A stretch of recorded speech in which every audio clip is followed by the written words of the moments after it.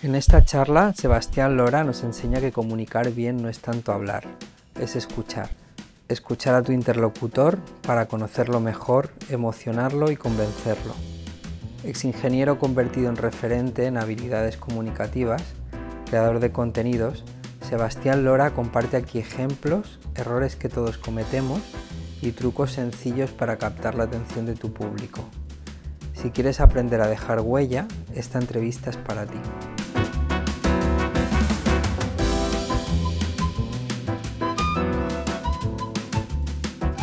Buenas, bienvenidos a Entrevistas de Sofá en un nuevo capítulo, capítulo 9, hoy con Sebastián Lora. Tenía ganas de traerlo, teníamos ganas de que nos compartiese con toda la audiencia lo que él conoce, que es, él trabaja con comunicación, ahora nos va a explicar, ingeniero que se transforma en alguien que enseña habilidades de comunicación. Bueno, bienvenido, Sebastián. Hola, Josep. Gracias por estar aquí. Bueno, ¿por qué crees que te hemos invitado? Porque me recomendó un buen amigo en quien confías. Muy bien, muy bien. Bueno, cuéntanos, si te tuvieras que contarle como a un niño de 12 años, ¿a qué te dedicas? ¿A qué se dedica Sebastián? Digamos que tú eres el niño de 12 años. Venga. ¿Te ha pasado alguna vez que la profe o el profe comienza a contar algo y te aburres porque no lo entiendes o no te interesa y que luego te vas a tu mundo, a escribir cositas o molestar al de al lado? ¿Te ha pasado? Me ha pasado. Pues yo ayudo a ese profe a conseguir que siempre quieras escucharle. Perfecto. Muy bien. Yo creo que aquí ya nos estás dando una clave de cómo hay que comunicar, ¿no? Cómo hay que ser en comunicación, claridad. Bueno, dime algo que no sepa mucho la gente sobre ti, algo que no esté en tu bio y que te caracterice como...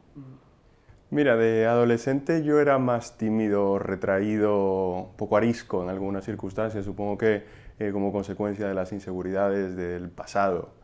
Y cuando me mudé a España, que estaba solo, sí, compartía piso, pero tenía que construir mi vida prácticamente desde cero, aspirar a un trabajo interesante, círculo de amigos, ligar. No sentía que tenía las habilidades sociales suficientes y comencé a estudiar habilidades sociales, leyéndome libros, que ya época se estiraba lo de los blogs, creo recordar, y una cosa llevó a la otra. En un momento dado me invitaron a una boda, la boda de mi primo André, y como ya llevaba tiempo leyendo sobre habilidades sociales, que luego me conectó con habilidades de comunicación, un libro de Dale Carnegie, pues me aventuré a dar un discurso en su boda, y ya la parte de la boda sí que sale en mi bio. Pero todo comenzó con eso, queriendo sanar las heridas del pasado. Muy bien, sí, ¿no? A veces creemos como que uno ya nace con las habilidades adquiridas y, ¿no? Y ese trabajo, ¿no? de querer mejorar en algo te lleva a dedicarte a eso. No nacemos con las habilidades, sí que nacemos con la facilidad para aprenderlas y ponerlas en práctica, y por eso ves que los niños y las niñas normalmente son curiosos, abiertos, juguetones, cercanos, se atreven a hablar, por norma general, a extraños, pero luego llega un momento en el cual algunos de esos niños y niñas le castran esas posibilidades y eso es lo que en muchas ocasiones conlleva que ya de adultos nos cuesta mucho más socializar, comunicarnos en contextos donde no nos sentimos en confianza, como es por ejemplo hablar en público. Luego te quería hablar de educación, ¿no? Porque no sé si... ¿Qué opinas, ¿no? sobre si se está enseñando comunicación en las escuelas o no? No soy la persona adecuada para contestar esa pregunta. Yo me dedico fundamentalmente a trabajar con adultos en un contexto empresarial y mi vínculo con la educación infantil o, digamos, reglada para jóvenes es el que tengo como padre de hijos, pero ¿Y a tus hijos les ocurre enseñan comunicación en la escuela? Yo veo que mi hija Daniela, que tiene 9 años y cumple 10 pronto, ha tenido en los últimos 2 años digamos, oportunidades dentro del aula de exponer, de explicar, de hacer presentaciones y de hecho, como consecuencia de ello, y no sé si es porque también ve de una forma u otra el trabajo que yo hago, digamos que tiene una inclinación por querer, contar cosas y hace presentaciones sin que se las pidan. Ah, muy bien, Sí. pues eso es una rareza, ¿no? Lo es, pero bueno, yo la veo muy contento de que a ella le apetezca esto. Y honestamente tampoco es que busque influir de manera directa en su disposición o deseo por hacerlo, pero digamos que en el momento en que ella me expresa su deseo de exponer algo en concreto, yo estoy ahí para ayudarle, no para imponer, ni para hablar de métodos, ni mucho menos, simplemente en formato apoyo por si acaso, pero dejarla fluir por su cuenta creo que es algo positivo. Sí, total. Bueno, ¿qué te gusta? ¿Qué es lo que más te gusta de esto que te dedicas de la comunicación? Me has dicho, ¿no?, que apoyas a empresas, ayudas, ¿no?, a la comunicación a empresarios. ¿Qué es lo que más te gusta? Yo veo que las habilidades de comunicación bien aprendidas y bien empleadas son como un superpoder.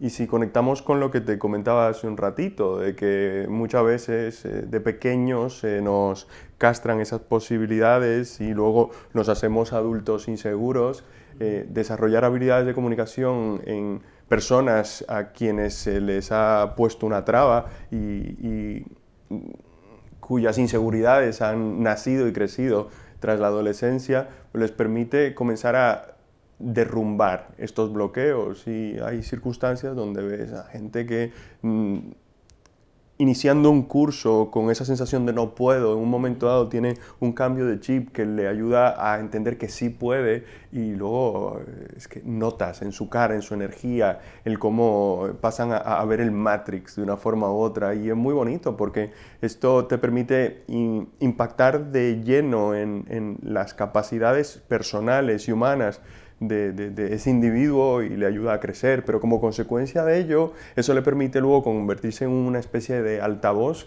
sobre lo que sea que haga en su día a día, tanto personal como profesional, lo que significa que se convierte casi en algo exponencial, ayudando a una persona, esa persona de repente se convierte de una manera u otra en alguien que luego proyecta mensajes o que ayuda de una forma u otra. En ayudador de otros. Correcto, en su puesto de trabajo o allí fuera. De hecho, pensando y desarrollando mi plan estratégico, a la hora de hablar de misión, de visión, de valores, yo pienso en que mi función es ayudar a las personas a desarrollar ese superpoder que luego les permite cambiar el mundo individualmente desde sus puestos de trabajo.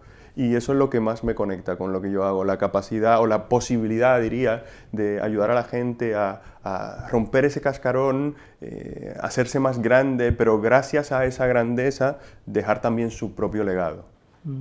Bueno, igual casi me has respondido, ¿no? Si fuese el momento en el que te diste cuenta, ¿no?, de con esto puedo ayudar a mucha gente, ¿no? Con esto puedo ser útil, ¿no? El enseñar comunicación. Sí, no soy capaz de identificar un momento en específico en el pasado, pero sí que el cúmulo de experiencias y momentos que ya me quedan un poco borrosos en la mente, pero que me han impactado de lleno a nivel emocional, me recuerdan personas que en un momento dado casi se han puesto a llorar porque no se atrevían, pero luego acabaron de decidir que sí, que lo intento, porque creamos un espacio seguro para que prueben y luego consiguen dar ese salto y en el fondo probarse a sí mismos que pueden. Y esto ocurre con cierta frecuencia. Es cierto que cuando trabajo con empresas, que es la mayoría de casos, el impacto que tienen es más una cuestión casi transaccional o de objetivos profesionales, pero aún así, el verte a ti mismo en primera persona, pero también en tercera persona, ver cómo otros y otras cambian la manera en la que comunican y esto les abre puertas a nuevas y mejores oportunidades, es muy gratificante. Muy bonito.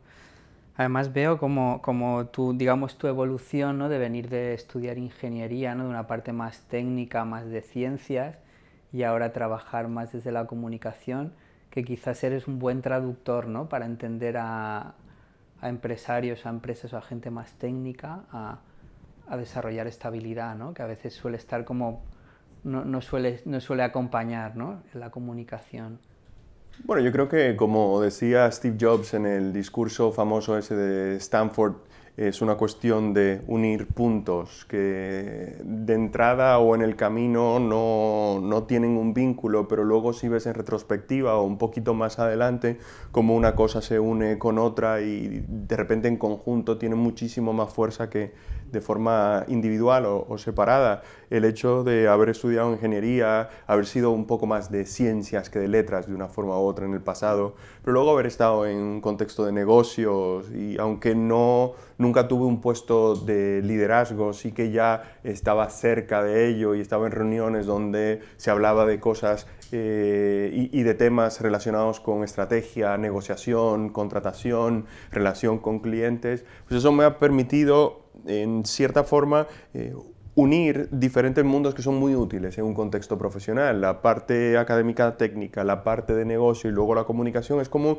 una triada que facilita un poco las cosas en términos de moverte dentro de una organización donde tiene perfiles muy distintos. Tiene perfiles que son más de letra, más de ciencia, por simplificar el modelo, pero sí, de una manera un poco más específica. Tienes a la gente técnica informática, tienes a la gente de números en finanzas y administración, tienes a la gente que probablemente son más humanistas en recursos humanos, la gente que es mucho más de acción en términos de negocio, que suelen ser las personas que están en puestos de mayor relevancia. Pues todo esto en conjunto es una amalgama muy amplia de perfiles distintos. Cuantos más idiomas de estos hablas, más fácilmente te puedes ir moviendo dentro de un entramado empresarial. Muy bien. ¿Hay algún momento en el que vendes una idea comunicando y dices, oye, esto funciona, tengo que hacerlo, tengo que enseñarlo, esto vale? Mira, en mi caso cuando vendo yo es cuando estoy sentado con tomadores de decisiones para que contraten mis servicios, pero en las situaciones en las que más me veo en un contexto de venta de ideas es cuando trabajo con los participantes de las formaciones, que al fin y al cabo son empleados, empleadas de las empresas que me acaban contratando. Y lo que ocurre es que cuanto mayor sea la exposición a los tomadores de decisiones o cuanto más estratégico sea tu perfil, mayores serán las probabilidades de que la idea que transmitas tenga recorrido dentro de la organización. Ahora bien, para que una idea salga adelante, un proyecto salga adelante, pues esa idea tiene que ser buena, el momento tiene que ser adecuado, por pura cuestión, por ejemplo, de presupuestos. Si en julio planteas algo que no estaba presupuestado, pues ya no hay cabida si estamos hablando de una inversión alta, por encima de 10.000 euros, por poner una cifra.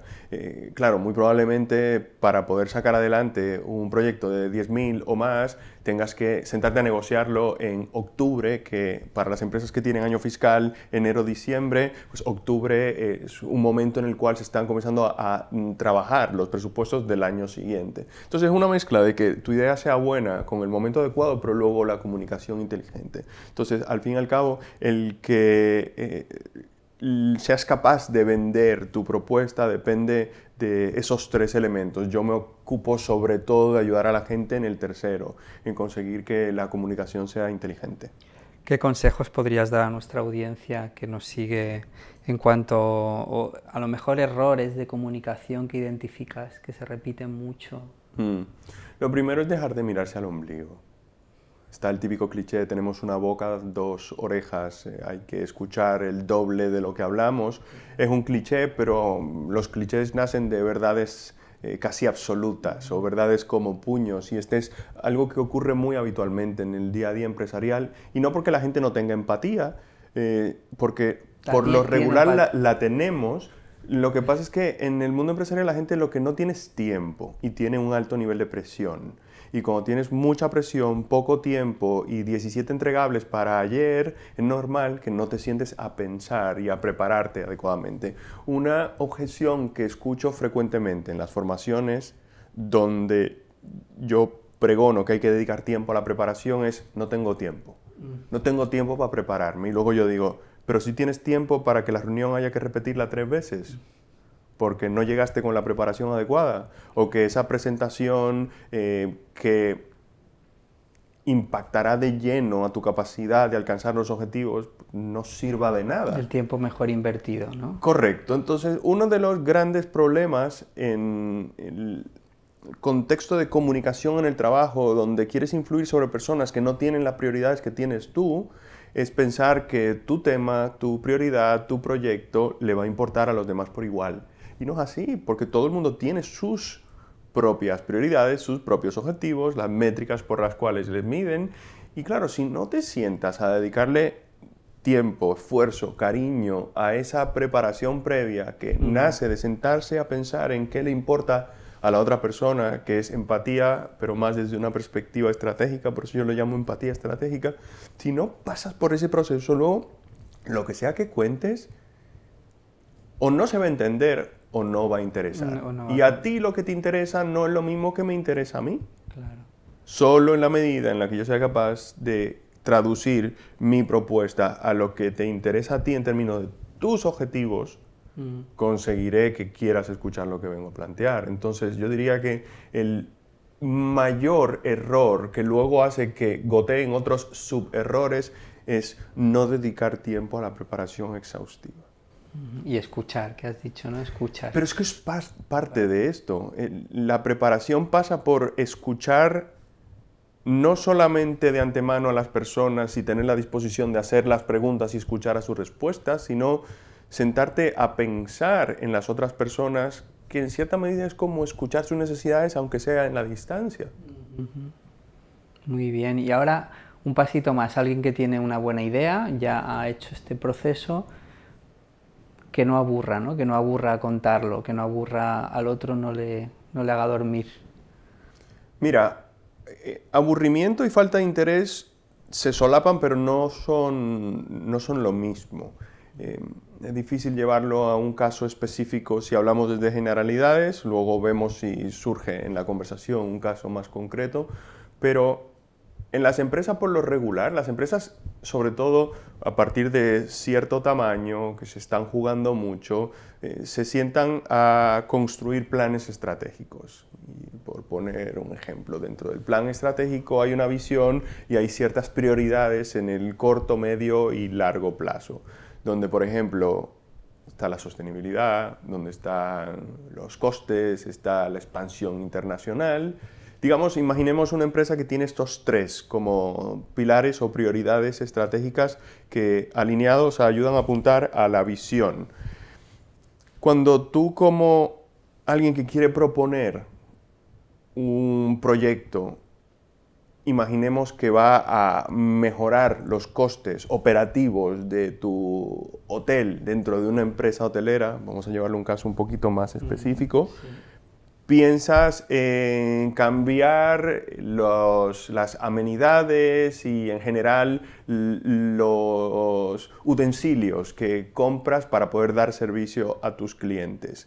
Puedes hacer una propuesta que reduzca los costes en un 12% y eso impactará en centenares de miles o una gran empresa millones de euros, pero si tu propuesta a la hora de plantear el plan incluye plásticos de un solo uso, de repente tienes un problema, porque si dentro de la visión estratégica hay tres pilares donde no es solo el control de costes, sino también está la sostenibilidad, plástico de un solo uso va en contra de la sostenibilidad. De repente esa propuesta no tiene cabida, porque no apunta hacia el plan o a la visión estratégica que digamos, se articula con unos pilares estratégicos determinados y que de estos luego se cuelgan o se articulan objetivos y acciones o planes de acción. Una propuesta de este estilo lo que promueve es un plan de acción que permite alcanzar un objetivo que apunta hacia uno de estos pilares del control de costes, pero si va en contra de la sostenibilidad, que es otra de las prioridades, de repente no tiene cabida. Entonces,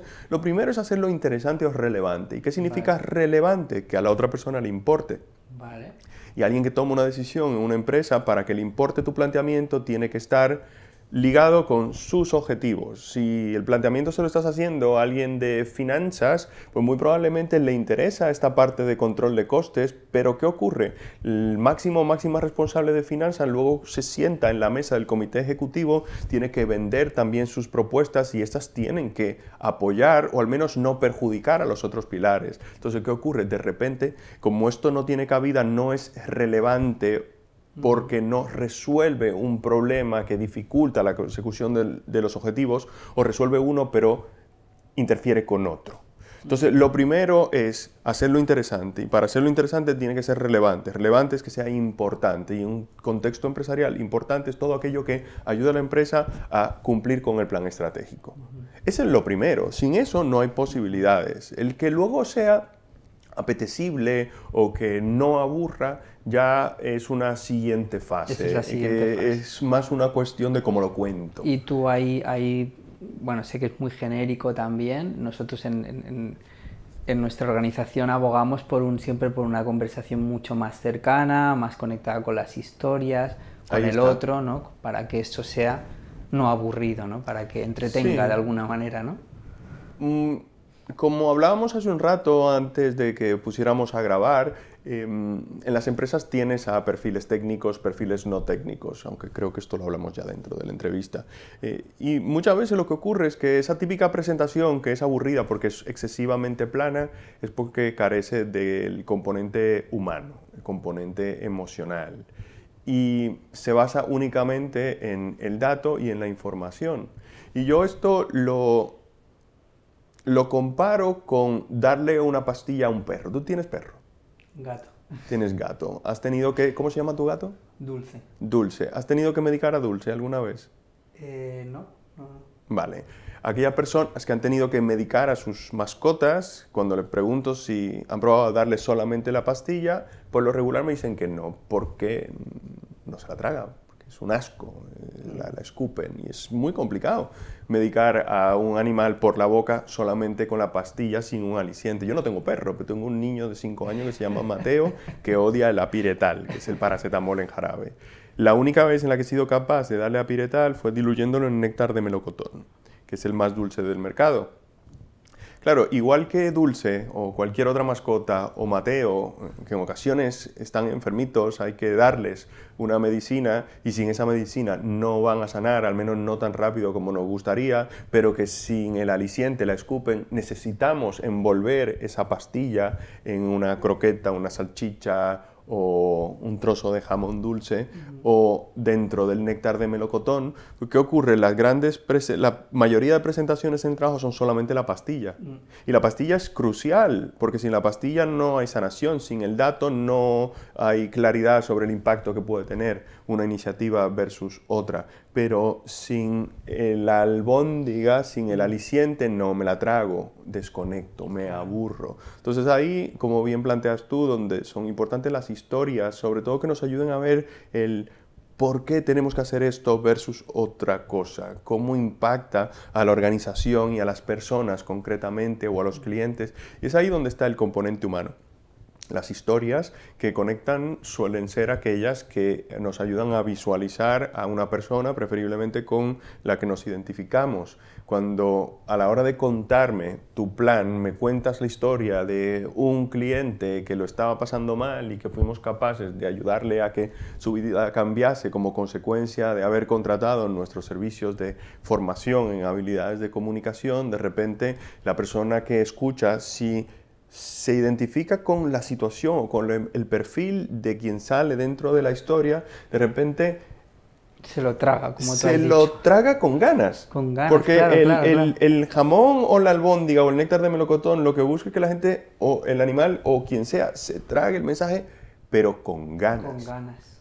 Y esa es la parte humana, lo puramente informativo o que apela solo al dato, llega a un punto en que acaba aburriendo, porque los humanos necesitamos también la conexión emocional, no somos meramente racionales, que sí somos racionales, pero no solo racionales, necesitamos el componente humano, emocional, para que sea más llevadero. Emocionalmente somos más niños que adultos, ¿no? O sea, muchas veces a nivel de las emociones conectan, ¿no? con con las Se emociones. puede decir así, pero de lo que se trata es que de una forma u otra no dejamos de ser niños, nunca, pero los niños son la esencia sin filtro de lo que es el ser humano. Y eso lo vamos escondiendo con el paso del tiempo, y por eso en las empresas hay gente que erróneamente dice que no podemos mostrar nuestras emociones, pero cuando eres capaz de mostrar las emociones y proyectarlas, pero también evocarlas a través de tu discurso dentro de lo relevante del trabajo. No se trata de comenzar a hablar de cuando juegas con tu gato por las tardes, si no tiene nada que ver con el mensaje, pero en el momento en que lo que cuentas toca la vena emocional, el componente humano, y además es relevante a tu mensaje, consigue que lo que sea que expongas tenga muchísimo mayor fuerza. Muy bien, ¿qué consejo darías a alguien para impactar, ¿no? Si tuvieras esos 20 segundos para empezar una propuesta en una misma empresa, alguien que quiere transmitir un mensaje, esos 20 segundos primeros para impactar, para realmente llamar la atención?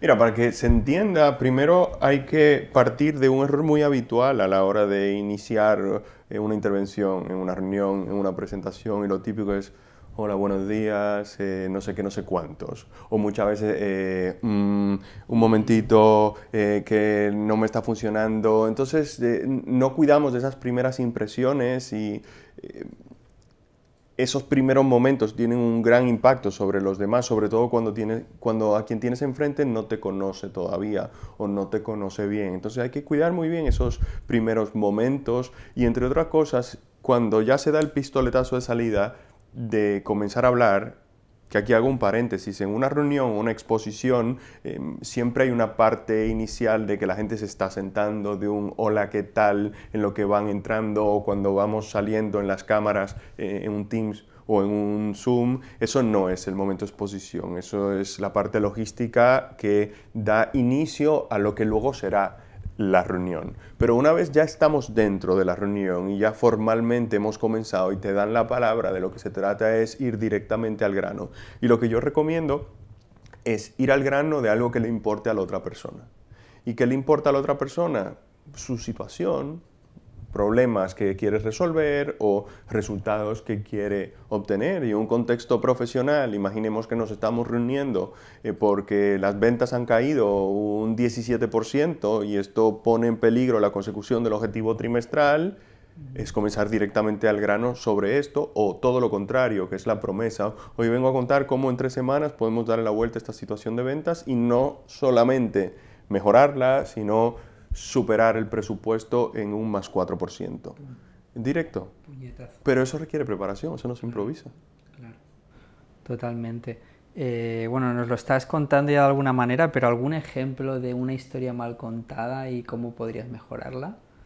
Mira, en uno de mis cursos yo pongo a la gente a venderle un plan de internet a Moisés del Antiguo Testamento.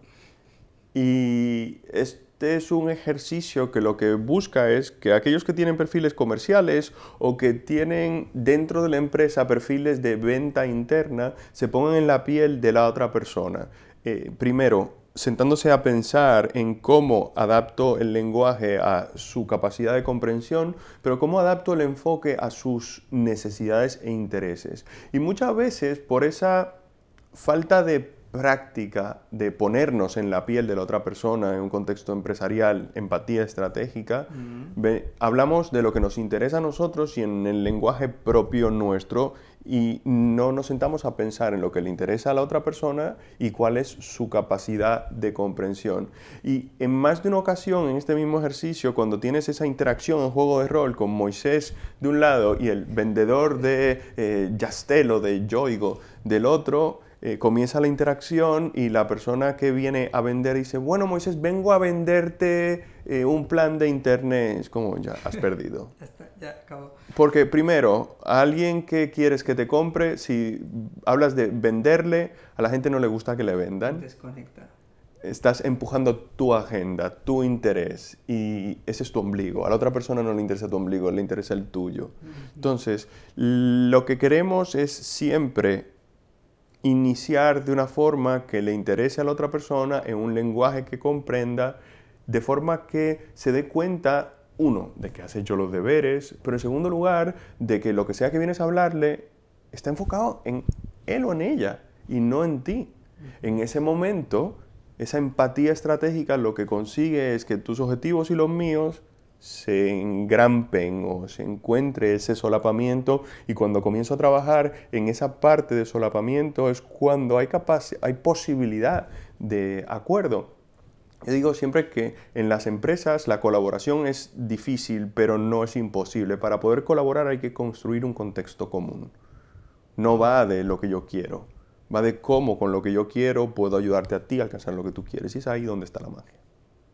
Totalmente, sí, dicen, ¿no?, que la conversación que más le gusta a uno es que hablen de sí mismo, ¿no? O sea, como que ese es el tema más importante. Sí, no me vendas tu libro, dime cómo me ayudas a vender el mío. Claro, totalmente. ¿Tú cómo detectas si alguien se ha preparado en una reunión, una presentación, un pitch, una venta, un discurso? Se ve de muchas formas, pero el inicio es evidente, si te lo has preparado o no te lo has preparado, porque en una intervención importante, y ojo, yo esto lo veo sobre todo dentro del marco de los cursos de formación, donde viene la gente día 1, aprende la metodología en un contexto participativo, grupal, pero de a poquito y haciendo juegos. En el día 2 tiene que llegar con una presentación preparada. Y aunque yo les miento y les digo, vas a tener que comenzamos el segundo día vosotros ya exponiendo frente a todos, y digo que miento porque no les revelo que la primera media hora van a ser un ensayo general en pareja o en trío, aún así, en el momento en que comienzan las exposiciones te das cuenta quién le ha dedicado más tiempo y quién le ha dedicado menos, porque se ve en el nerviosismo, se ve en la incapacidad de ir al grano, se ve en la dificultad de entender lo que estás contando, pero se ve muy rápido. No, tú ya tienes esa habilidad, ¿no? Pero al final inconscientemente nuestro interlocutor lo detecta, ¿no? Claro, no lo sabe, pero lo detecta, ¿no? Sí, son muy pocos segundos los que concedemos a los demás para que capten nuestra atención y despierten nuestro interés. Y digo concedemos porque a veces es consciente, pero muchas veces es inconsciente. Si en el primer momento no has captado mi atención, luego va a ser complicado que la mantengas durante los 5, 10, 15 minutos que dura tu intervención. Totalmente. Nosotros aquí siempre preguntamos mucho lo de la creatividad, es una pregunta recurrente, nos interesa mucho. ¿Tú crees que es una habilidad que se desarrolla? ¿Cómo utilizas tú la creatividad en tu trabajo? Soy de la opinión de que se desarrolla, pero tampoco tengo una metodología. Yo antes decía, me consideraba poco creativo, pero con el tiempo me he dado cuenta de que en realidad no es que sea poco creativo, es que yo asociaba la creatividad con las artes, y yo artístico soy muy poco. Pero sí que es cierto que en lo que hago, y tú que tienes tu empresa, sabes que cuando emprendes tienes que ser creativo para traer negocio. Es una cuestión de supervivencia, la creatividad entonces se puede buscar. A mí, en lo que hago más específicamente, la creatividad o la capacidad de que mis ideas fluyan se me da muy bien andando. Yo salgo a andar, a veces para pensar, a veces para construir nuevas ideas, muchas veces para ensayar. De hecho, yo los discursos los ensayo andando, las ideas fluyen con mayor facilidad en movimiento. Entonces yo diría que una táctica que a mí me ayuda a ser un poquito más creativo es esa. En términos estratégicos no sé cómo se desarrolla. Totalmente, no, yo estoy súper a favor. En movimiento se trabaja mucho la creatividad. Sí, no se puede estar, ¿no?, con el cuerpo. Totalmente. Bueno, pasamos ya como a la última parte. Vender dentro de la empresa. Ya lo has citado de alguna manera, ya has hablado, ¿no?, de vender dentro de la empresa. Te quería preguntar por qué cuesta tanto, ¿no?, dentro de en una organización el que expongamos lo que nos interesa, lo que queremos fomentar, lo que queremos. Mira, por hablar de algo diferente dentro del mismo mundo, el sacar adelante ideas y propuestas en un contexto empresarial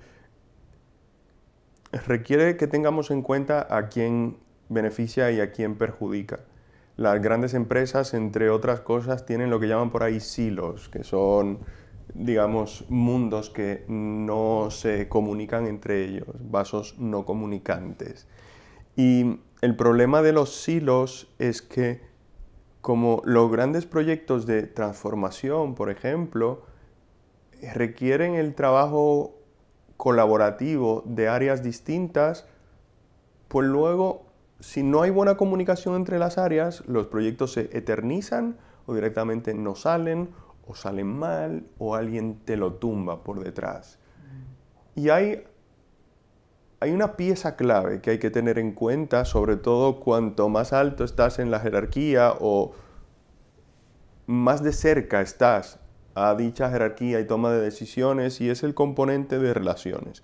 En las empresas hay a veces bandos, hay politiqueo, hay luchas de poder, no sabes cuáles son los intereses individuales de las personas hasta que no les conoces.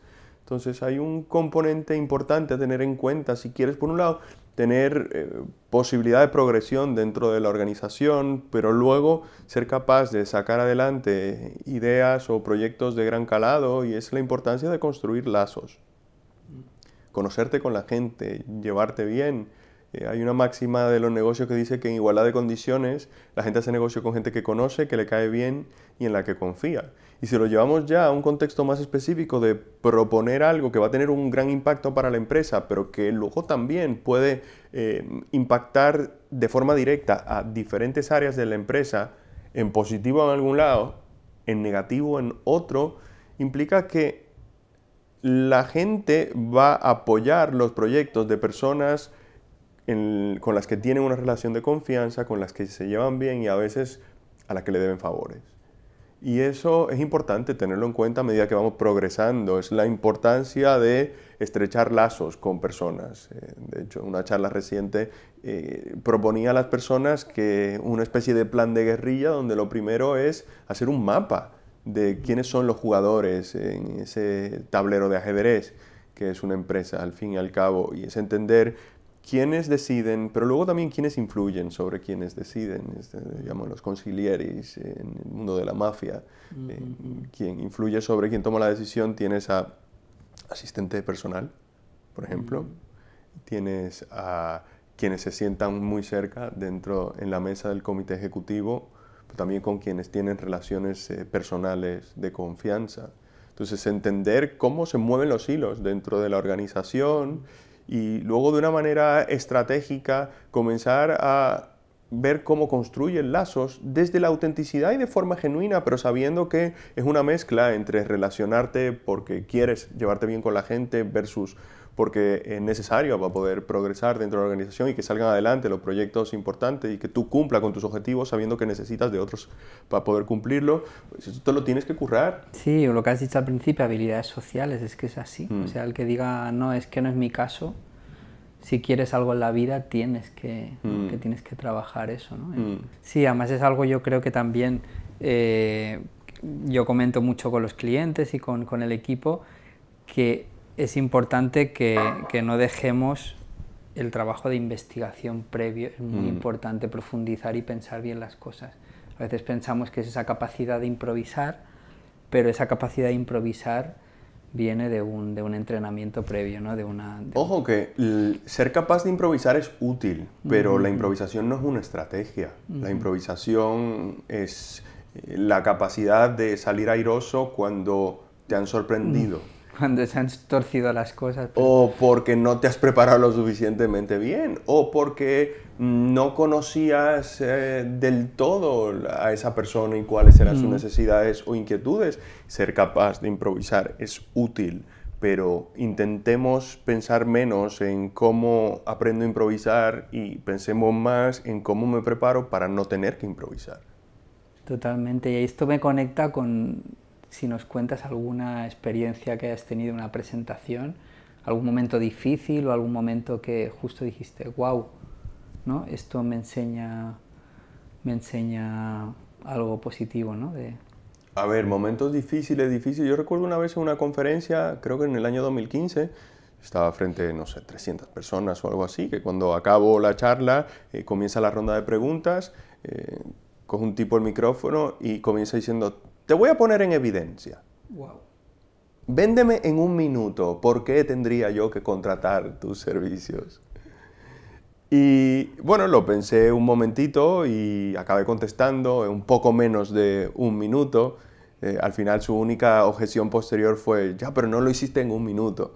Y no es que yo tenga una especial capacidad, es que lo que yo enseño en comunicación son modelos replicables y lo que yo utilicé es un modelo replicable de cómo estructurar un mensaje buscando entender qué es lo que necesita la otra persona. Entonces aquí sí, primero hay que prepararse, pero lo segundo es también buscar entender al público que tienes enfrente y sabiendo lo que puede querer, necesitar esa otra persona, siempre hablar en términos de esto y no en términos de ti y de tu producto y de tus capacidades, sino más bien de cómo ayudas a la otra persona. Entonces, cuando te intentas poner en la piel del otro, partiendo de haber investigado qué es lo que puede necesitar, querer, faltarle a esa otra persona y enfocas tu comunicación en términos de esto, van a estar un poquito más dispuestos a escucharte, incluso si estás improvisando una respuesta. Muy bien. Con todo esto que sabes, con toda esta experiencia en presentaciones en comunicación, si pudieras hablarte a tu Sebastián de 20 años, ¿qué le dirías? Creo que es lo que escuchaba mucho decir, comienza antes. Porque yo cuando tomé la decisión de que quería dedicarme a esto, recuerdo que la postergué mucho. Y un día hablando con Florian, un amigo que también se dedica a esto y que comenzó creo que unos 10 años antes que yo, él me dijo, tío, tienes que poner una fecha y anunciarla. Y después de esa conversación, que me cayó como un jarro de agua fría, pero que me ayudó a ver que si no tomaba la decisión, no daba el paso, no iba a hacer nada nunca. Aún así tardé otros 6 meses en envalentonarme y tomar la decisión. Pero bueno, visto en retrospectiva, es fácil de decir, pero no hay nada que puedas hacer al respecto. Pero yo creo que sí que teniendo esa reflexión en cuenta, luego es un mensaje a quienes estén escuchando, pero también a mí mismo en futuras iniciativas, y es dar el paso antes, no esperar a tener todas las respuestas porque nunca tienes todas las respuestas, no esperar a que el momento sea el oportuno o el ideal porque nunca lo es, es dar el paso, meter la pata rápido, pivotar y luego ya terminar de coger el rumbo adecuado. Muy, muy buen consejo, nada más es algo que se repite, ¿no? con clientes, ¿no? Bueno, ya lo haré, ya me pondré, ¿no? Ya, siempre el ya, pero... vamos acabando. ¿Alguna recomendación? Sé que es difícil, algún libro, algo, serie, peli, algo que digas, me gustaría compartir, algo que a mí me ha inspirado y dejo aquí a la audiencia. Yo diría que el libro que más veces he leído y que he regalado en varias ocasiones, por lo tanto es el que más he regalado, es el Cómo ganar amigos e influir sobre las personas, de Dale Carnegie. Y quien esté escuchando esta entrevista no necesariamente tiene que hacer una exposición, pero sí que tiene que relacionarse. Y para aquellas personas que, como yo en el pasado, nos llenamos de inseguridades, este libro ayuda a darse cuenta que la interacción social es un poquito más fácil que lo que creemos y que tiene mucho que ver con lo que hemos estado hablando en esta entrevista, es pensar en la otra persona. Y cuando tu disposición e inclinación siempre es en volcarte en la otra persona, la gente va a ser más laxa y permisiva con tus meteduras de pata y errores e imperfecciones. Y esto ayuda mucho a todos los niveles. Sí, el otro día más lo contaba en la masterclass que comí con un amigo, bueno, es un ex ingeniero alemán, y estuvo contándome durante la comida un montón de historias, un montón de cosas. Yo prácticamente no hablé, le escuchaba, ¿no? Estaba ahí con con la boca abierta, y cuando acabó la conversación me decía, me encanta hablar contigo, ¿no? No, escuchar y estar ahí. Sí. Estar ahí, muy bien. Es tu momento, no sé, cualquier cosa que quieras decir, presentar, dónde te pueden encontrar. Bueno, aquellas personas que necesitan usar la comunicación como palanca o medio para alcanzar sus objetivos, que me busquen en internet sebastianlora.com y en LinkedIn Sebastián Lora. Y que quien quiera llevar mis formaciones a su empresa, pues que me mande un mensajito. Muchas gracias, Sebastián, por esta pedazo de entrevista, por acompañarnos hoy aquí, y muchas gracias a vosotros por haber llegado hasta aquí, hasta el final. Yo creo que hemos aprendido un montón sobre mentalidad, sobre comunicación, sobre ventas, sobre organizaciones, y os invito a que os suscribáis a nuestra lista. Ahí vamos mandando cada semana un montón de contenido de valor, así como estas entrevistas, y podréis estar al tanto de cuándo emitimos la próxima. Muchas gracias, hasta el próximo.